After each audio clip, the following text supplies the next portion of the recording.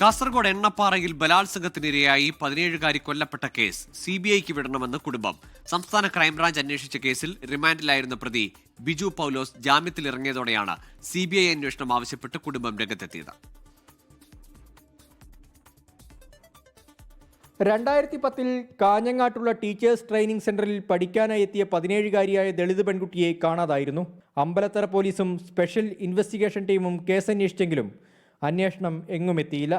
സംസ്ഥാന crime branch case ഏറ്റെടുത്തതോടെ പെൺകുട്ടിയുടെ കുടുംബം നേരത്തെ സംശയം പ്രകടിപ്പിച്ചിരുന്ന ബിജു പൗലൂസിനെ അറസ്റ്റ് ചെയ്തു. കാസർഗോഡ് കടപ്പുറത്ത് വെച്ച് 2011 ലഭിച്ച മൃതദേഹാവശിഷ്ടം കാണാതായ പെൺകുട്ടിയുടേതാണെന്നും കുട്ടിയുടെ കാലിലുണ്ടായിരുന്ന പാദസരം ബന്ധുവായ യുവതി തിരിച്ചറിഞ്ഞെന്നുമായിരുന്നു ക്രൈംബ്രാഞ്ച് വാദം. എന്നാൽ DNA പരിശോധനയിൽ ഇക്കാര്യം സ്ഥിരീകരിക്കാൻ കഴിഞ്ഞില്ല. ഇതോടെയാണ് റിമാൻഡിലായിരുന്ന പ്രതി ബിജു പൗലൂസിന് ഹൈക്കോടതി ജാമ്യം അനുവദിച്ചത്.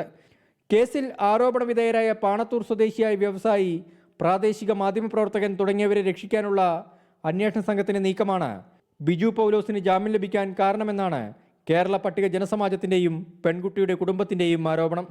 സംഭവത്തിൽ CBI അന്വേഷണം വേണമെന്ന നിലപാടിൽ ഉറച്ചു നിൽക്കുകയാണ് കുടുംബം. ക്രൈംബ്രാഞ്ചിന്റെ നേതൃത്വത്തിലുള്ള അന്വേഷണം അവസാനിപ്പിച്ച്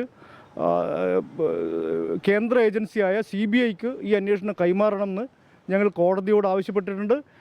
വരുന്ന ദിവസം കോടതിയിൽ ഞങ്ങൾ വീണ്ടും ഇതേ ആവശ്യം ആവർത്തിക്കുക തന്നെ ചെയ്യും.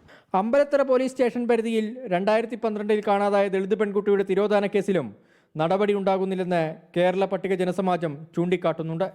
24 കാസർഗോഡ്.